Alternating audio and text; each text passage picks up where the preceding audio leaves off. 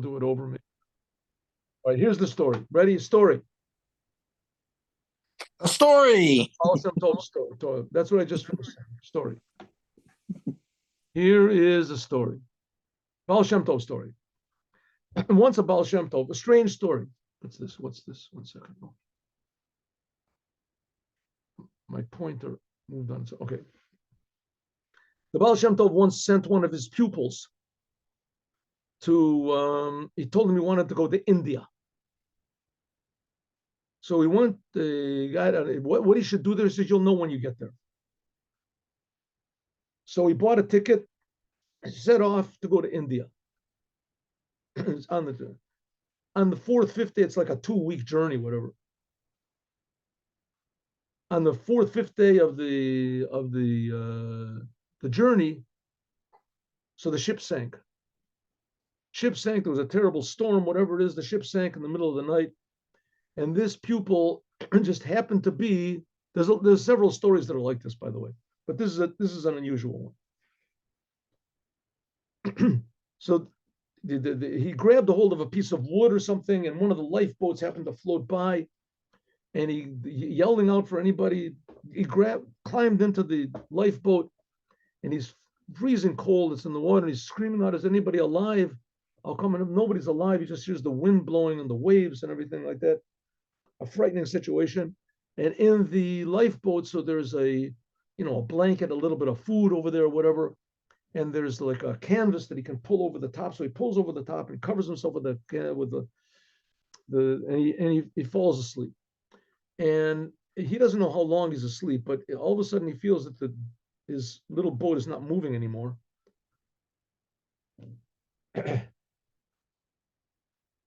Yeah, it's not moving anymore. And yeah, actually, it's popping into my mind. There's 2 other stories like this, so I have to keep my mind on this story. So it's not moving anymore. He opens it up, and he sees that he's on some sort of, it's all warm. He sees that he's on some sort of an island.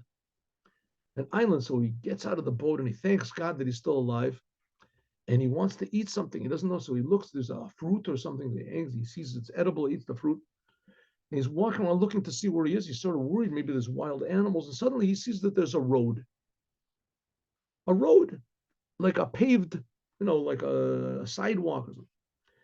And so he walks on the sidewalk and he's walking. He sees in the distance, there's a city. So he thinks to himself, well, maybe it's cannibals, maybe who knows what, but I can't live like this. He prays to God, please, God, protect me. And he's saying words of Psalms and saying words of Torah, figures that, and he looks and he sees that there's a house and there's a mezuzah on the door. So he goes to the door, he knocks on the door, and the door opens up. The door is not even locked. Knocks on the door. Hello, anybody here? Nobody's there. There's sort of, bare furniture there. So he continues on to the city, and he sees, it's a regular sort of a town. Maybe, who knows? Maybe there's 1,000 people live there, maybe more. 1,000 families. And every door he knocks on, they all have mezuzahs, and he knocks on the doors, and all the doors just open up. There's just nothing is locked.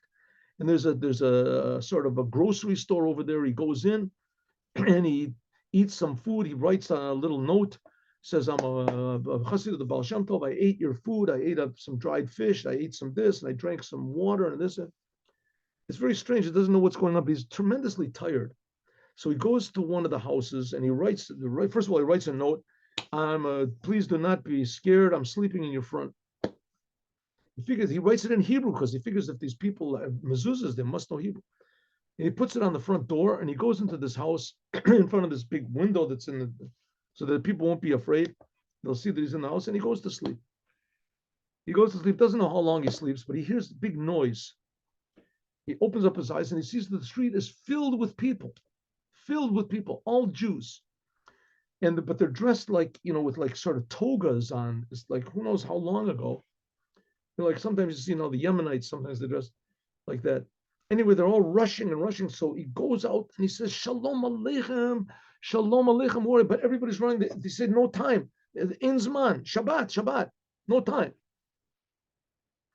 So he tries to stop people, and nobody stops. He says, "Can you tell me where I am?" He's speaking in Hebrew, Eifani, and everybody says, "Ein Zaman, no time." And just come. Someone says, "Have you been in the mikveh?" Said, "No, I haven't been in the mikveh." He says, "Hurry! Oh, it's going to be Shabbos." He follows this person to the mikveh. He goes in the mikveh. He says, "Where am I?" Don't talk in the mikveh. No. There's places even now they don't talk in the mikveh. So he doesn't talk. The person says to him, "Have you got clothes? Shabbos clothes?" He says, "I don't. This is all I've got." He says, "Here, take my Shabbos clothes. I'll go home and I'll." You can say necessary things in the mikveh.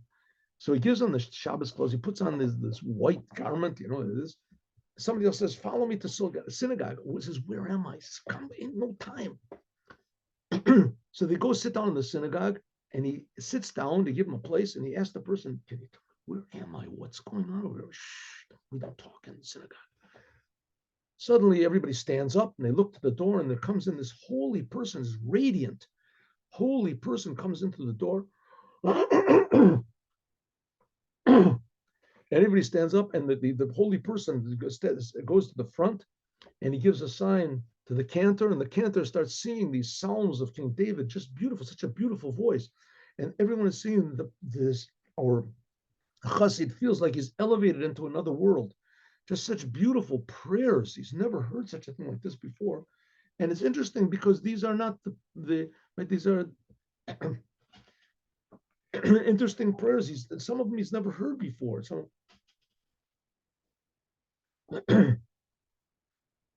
so he let me just think about this. Yes. Okay, no. Right. So here's the prayers. He's familiar with some of the prayers, the king's King David, and but everybody's it's all written on scrolls. Everything is written on scrolls. So he prays with everybody else. They finish praying. Someone comes up to him. Have you got a place to eat? He said, "No, I don't. But can you tell me where I am?" We'll go outside. We'll talk. They go outside, and this person that invites him to his house, he starts saying words of Torah. He asks a good question, and he answers it, and he brings all sorts of sources, and from he's never heard these rabbis before. Who the rabbis were. Some of them he recognizes Reb, and Nehemiah says, and Ezra and Daniel. The opinions he's never. They go to this person's house, and the person's saying words of Torah beautifully, singing songs. He gives them to eat. He drinks the wine. It's very strong. And he just barely makes it to the end of the meal. And he says the blessing after eating, and he goes to sleep. Goes to sleep. They wake him up in the morning. He goes to sleep. He sleeps in this person's house, and they wake him up in the morning. They go to synagogue, and the same thing as before. He says words of Torah. There's no time to talk. They go to the mikveh, and they pray a beautiful prayer. And so it goes the whole entire Shabbat. It goes through, and he's not able to get a word in and ask anybody where he is and what's going on. After Shabbat is finished, right? So they pray the evening prayer, and he thinks to himself, "Oh, this is it. The evening prayer is going to finish. Then there's no more prayers. No more prayer. We're finished the prayers. I'm going to ask somebody where I am." So the evening prayer finishes, and everyone says to each other, I'm sorry. The evening prayers they all finish, and he turns to somebody and says, "Listen, can you tell me where I am?" He says, "No, the tzaddik is going to make Havdalah." Havdalah is the prayer you make on a cup of wine after Shabbat. So everybody stands in a long line. No one's talking in a long line. And he tries to tell somebody else, "Can you tell me where I am? What's going on?" So he sees that this holy rabbi he holds the cup up, and he says, and he says the prayer, and he drinks, and there's a whole long line, maybe 1,000, 2,000 people. They're all lined up, and they one after the other, they come up to him, and there's the wine that he drank. He spills into like this plate, and people put their fingers in the wine, and they put it on their eyes, and they disappear. And he says the line is getting shorter and shorter, and he figures maybe they go behind some sort of a wall or something. I don't see. And he tries to stand over to the side and look, and he sees no, the line is getting shorter, and the people just and they disappear. So he gets up closer and closer to this great rabbi, and he asks the rabbi, the person right in front of him, standing in front of him, the person puts his fingers in the wine, puts it on his eyes, and the person in front of him disappears. And he's standing face to face with this rabbi, this holy rabbi, and he says, "Where am I? Tell me, where am I?" And the rabbi smiles, puts his fingers in the wine on his eyes, and disappears. And he's standing there alone. He looks around, he's alone. And so it is the whole week. The whole week was just like the first day he arrived. He goes to this grocery store and he eats and he puts down his name and he eats food. And the next Friday comes along and he sees people running around. And then when he wakes up, people are running around the streets and they're all getting prepared. Nobody talks to him. And the whole thing happens exactly like the Shabbat before. Exactly the same thing. Somebody invites him to his house and he can't get a word in with words of Torah and beautiful prayers. And he goes to sleep. He's so tired and the wine is really good. Finally, Motzi Shabbos comes and the rabbi again stands and makes the cup of wine. And there's this long line of 2,000 people. He says, this time it's going to be different. So he stands at the end of the line and he sees that the rabbi made the blessing. He poured the wine in this big plate. People put their fingers in the wine and they disappear. And the line gets shorter and shorter until he's standing face to face with this holy rabbi. And he says to the rabbi, where am I? And the rabbi smiles, puts his fingers in the wine, and he grabs a hold of the hands of the rabbi. He grabs a hold, he says, no, you're not going to do it. You're going to tell me where I am. I want to know what's going on here. Talk. The rabbi said, okay, I'll tell you. They're speaking in Hebrew. Okay, I'll tell you. Let my hands go, and I promise I'll tell you. A promise. A promise is a promise. Yes, of course. So the people that you see here are all dead. Said, we were in the time of the Second Temple. And we saw that everyone was sinning. So we moved out our whole entire town. First of all, we tried to tell everyone. We tried to reprove everyone. Please change your ways. Please act differently. But it didn't work. So we moved our town out into the desert, far away. And once in a month, we would go into the town, into Jerusalem. It was like a half a day's journey. We'd go into Jerusalem, we would buy food, and we would bring it back to our. Then one day, we sent the messenger to buy the food, and he came back and he said, it was all shaken, and he said, Jerusalem has been destroyed.